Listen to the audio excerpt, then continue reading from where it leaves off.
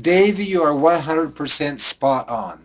And if during the course of this charged issue here I become a little bit peeved, it is probably because I am. First of all, we need to stop calling this circumcision and call it what it is. Foreskin amputation, infantile mutilation. So many people get their knickers in a twist when there's infantile molestation, but when there's infantile mutilation, everyone thinks it's cool. Let's get a clue.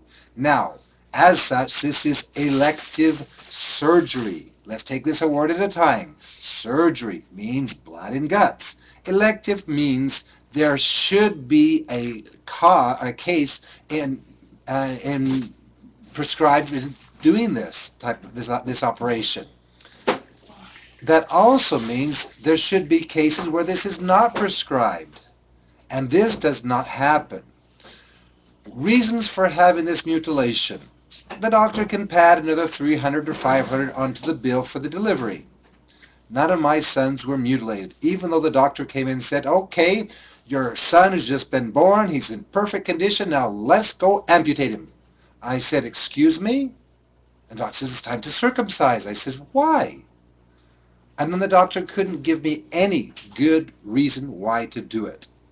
No. I said, well, if there's no good reason, then we'll just, I think nature's done a very good job in providing for them. We'll just let them be. And they haven't had any trouble with that. Now, reasons not to be circumcised. Now this I took, a lot of these I took from a site called circumcisions.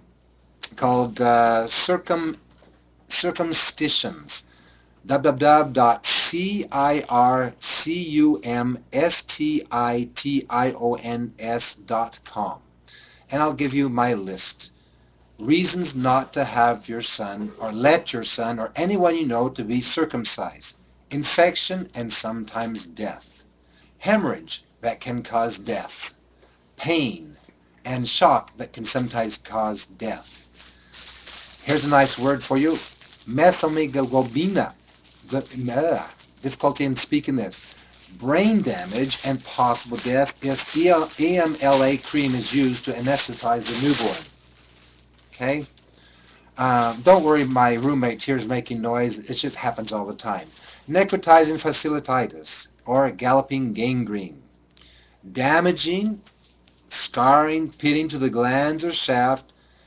In the case of Dustin Evans Jr., the scarring caused a urethral stricture, or narrowing of the urinary tube, and it was during an operation to relieve this that he died. Urethral fissure or fistula. Scaphoid megalourethra. Trapped or buried penis. Occlusion to the penile venous system. Urinary tract infection. Meatitis. Meatal ulcer, myelostenosis, multiple pyrogenic granuloma, a series of papillomas of disfiguring brush-like growths around the circumcision wound, eczema of the glands and the meatus, edema of the local tissue, loss of sensitivity, about 70%, because the glands is now kept dry. It's just like an internal organ, just like your tongue. Imagine if you chopped off your lips and let your tongue dry, how much sensitivity would you have?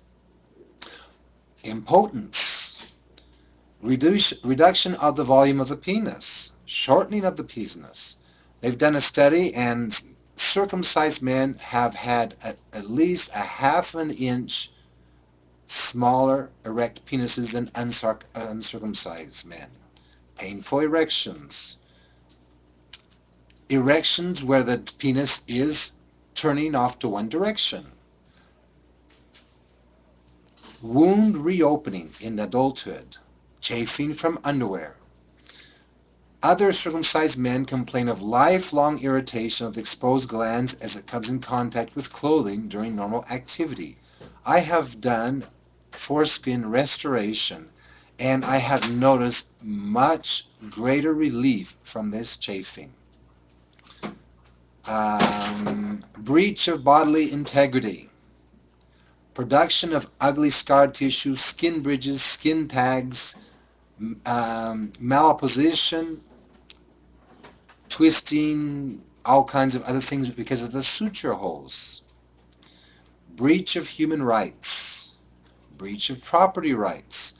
Many hospitals sell the foreskin to skin graft patients. If anyone should be receiving money for that, the victim in this should be. Psychological trauma resulting in elective mutinous. He's just gone through a trauma, and he's suffered and he's struggled just to be born. He doesn't need to have any more pain. I've seen some people say here, well, babies are built to have lots of pain.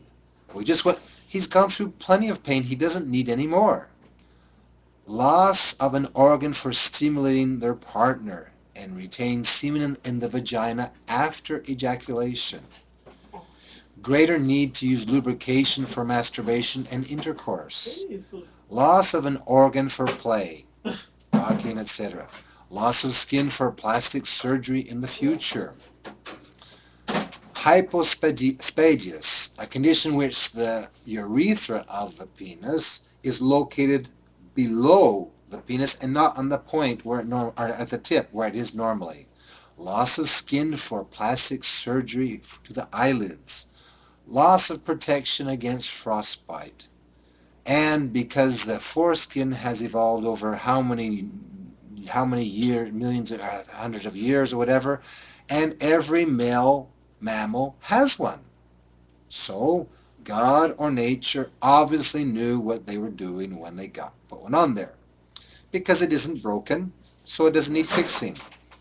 And because he will be almost always glad you didn't. And cost. That's why Elvis Presley was intact.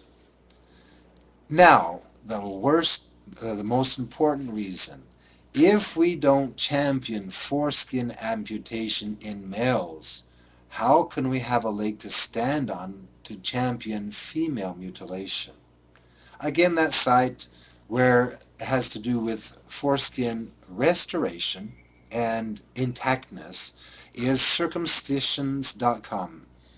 www.circumcitions.com. And I hope this has been useful. Toodaloo.